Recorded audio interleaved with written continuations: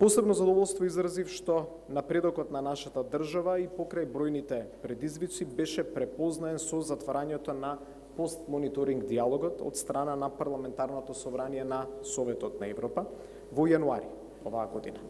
Тоа за нас представува признание, но и дополнителна обврска да продолжиме со уште посилна посветеност кон европските вредности, човечкото достоинство, основните права и слободи и владењето на правото.